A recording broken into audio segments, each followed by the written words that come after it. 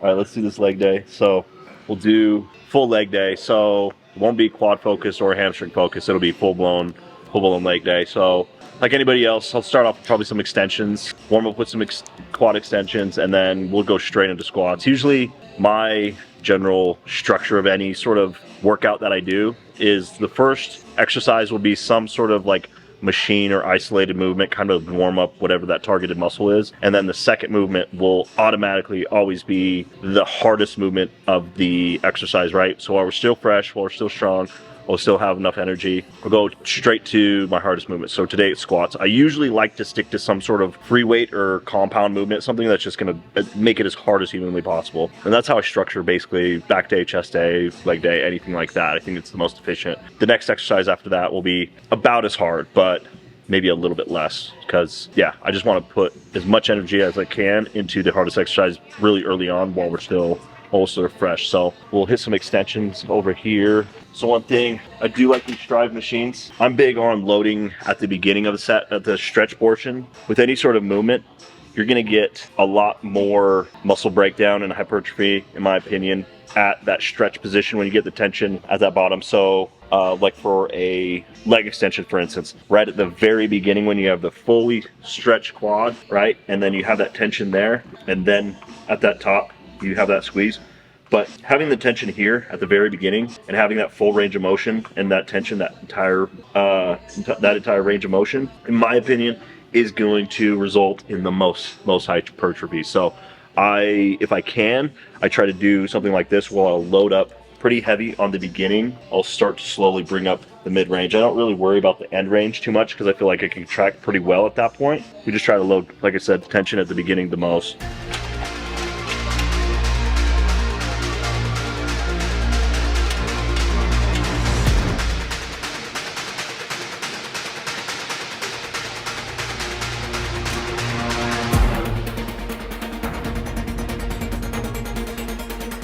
Such a big proponent of barbell squatting. Super underutilized. I think that you're really doing yourself a disservice for a few different reasons. Where my big thing with barbell squatting is it's effective for two reasons. For one, it's going to trash your quads, hamstrings a little bit, glutes a little bit. I think it's helped me bring up my quads to where they're definitely my strongest body part, but also they're super fucking hard. So if you can do heavy, hard fucking sets of squats, you can do anything. So to me, it kind of sets the pace for everything else, because nothing is as hard as fucking 3 to 5 sets of 15 reps of barbell squats. So I think there's something to be said for that it gives you like a different sort of reference point of like, this is what hard is. And then when you go do something like leg press or even hack squat, it's dramatically easier. So it just kind of shifts your mindset of what hard really is. So when I train legs, my main objective is to increase my pain threshold. I'll have a general like training session, what I'm gonna do, my weights, reps, sets, etc., like the numbers thing.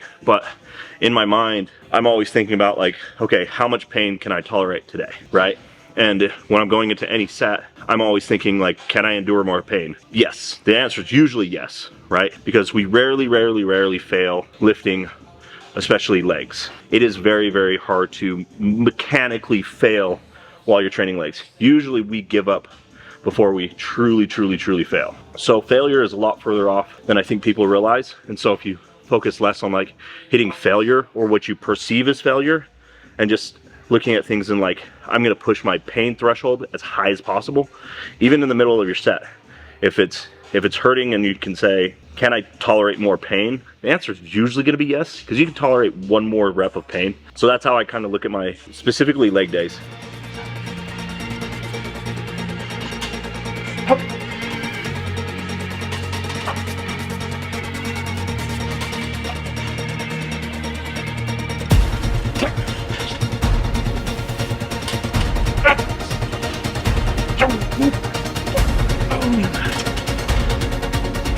That felt good.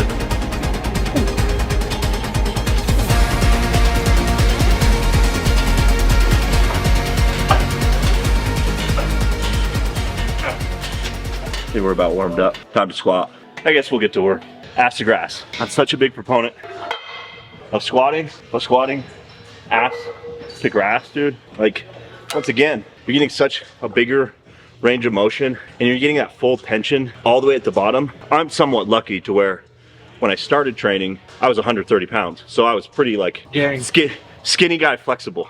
You know, I was skinny guy, so I could squat ass to grass very early on. So, and I started squatting from like day one of lifting, just because you see the memes of like guys who skip leg day, right? You don't want to be so I was like, okay, I knew nothing about bodybuilding, but I knew you don't want to be the guy that skips leg day. That's all you knew. So I took leg day very serious. So I think because of that, my quads have been able to grow fairly well, but also like any like squat, leg press, anything like hip, knee, ankle flexion, like I can get very, very deep all the way down. Not a lot of people have that. But like I said, I started with that. So it was like, I think the problem is when guys, myself included, are not very flexible or not very mobile. You never get really muscle bound. It's just you neglect your mobility, your stretching. The problem too, because when you do put on more muscle, right, it is a lot more to kind of work through. So when you don't do that, it compounds over time to where you're a 230, 240 pound bodybuilder and you can't fucking move correctly.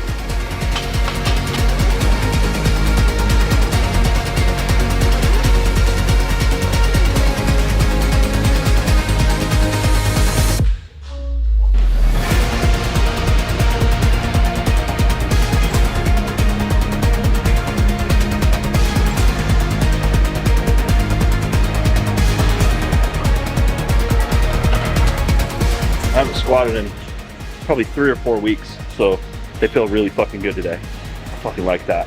Shivers, dude. Get excited? Yeah. That was nice.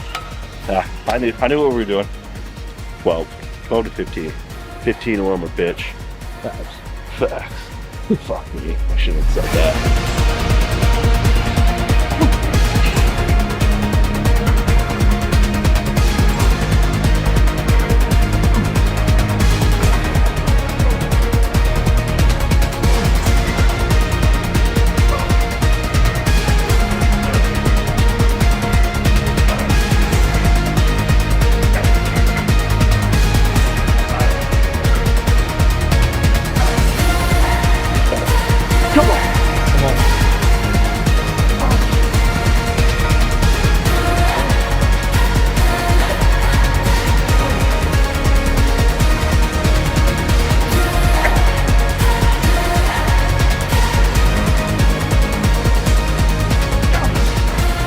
I'm not a pussy. Dude, I could see your back on those like last couple start to like bend a little. Yeah, I was losing it. I had to get that 15 though.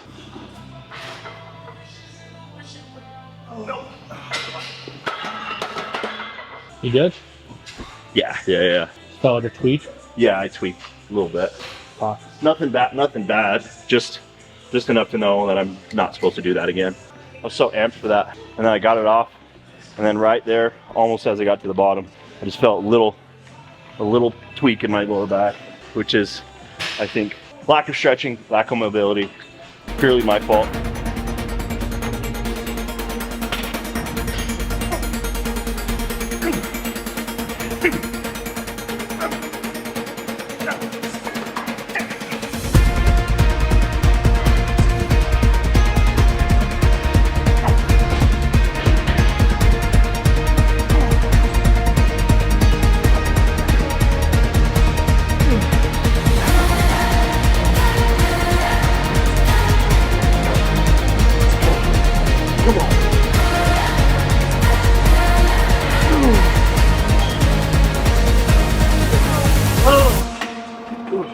I've always trained by myself.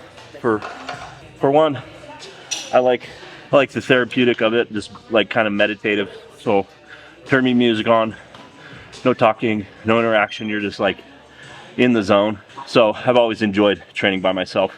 That you have to do with the camera following you around? Yeah, it's a little bit different having a camera around, but I mean, the ability to just kind of zone out. You know, like you can zone out and you can get in the set, zone out, hit a hard set, and then come out of it. But the nice thing is when you're in that zone continuously the entire time, your music's blaring, focused, nothing else is there. It's very meditative, but also it's just hard with training partners as far as like scheduling, consistency, stuff like that. Finding someone who trains as hard as you, and same way Same kind of philosophy, same methodologies, same weight, same strength. A lot of people just train with a training partner just because they need a training partner. But in turn, if you're the guy who's more advanced, then you're just kind of training your partner. So you want to be the guy that's on the lower end where you're basically keeping up with your training partner. It's one of the two gets the short end of the stick. Yeah. Usually people can find their way, but for me, there have been a few people. I was going to have my buddy Britton in here we're pretty much on the same scale. He's the only guy that I train with nowadays, him or my buddy Trevor, but for the most part, I've liked to train by myself just because it's a lot more therapeutic that way. Go into your little zone, your little dark place for that hour and a half.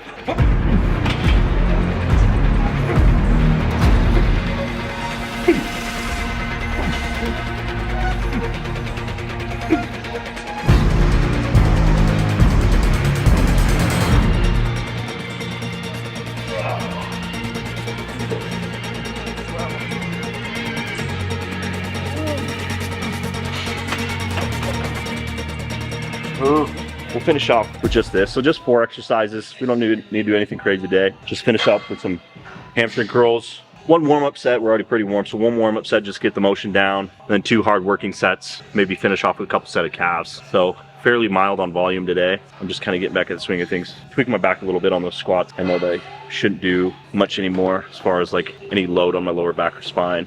So this will be good. We'll finish off and that'll be pretty solid, simple leg day. I love finishing off. There's nothing better than finishing off. Really completes your day when you can finish off. It's usually better when you're able to finish off with someone, with a friend. But I'm here, man. thanks, bro. We'll finish off together.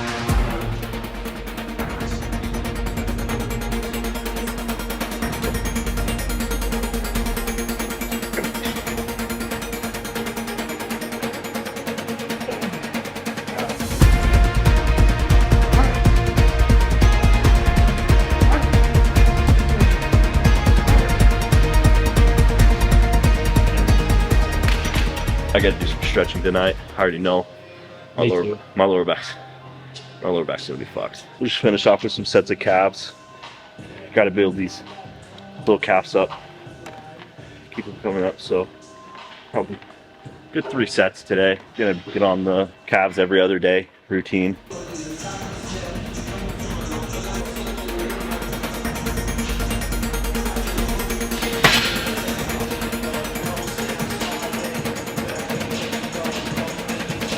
Yeah, so that was leg day. Fairly simple leg day. A lot of my training isn't super complex. And actuality, as time has gone on and the longer I've been training, the less complex my training has been. The more it's been like very good, like straight sets. The only thing I'll really alter is like if I'm doing a high volume day or a low volume day. Like some days, like today, I'll go relatively low volume, heavier weight, but I mean, the next time I train legs, I might do like higher volume, and I might do like 20, 30, maybe 40 rep sets.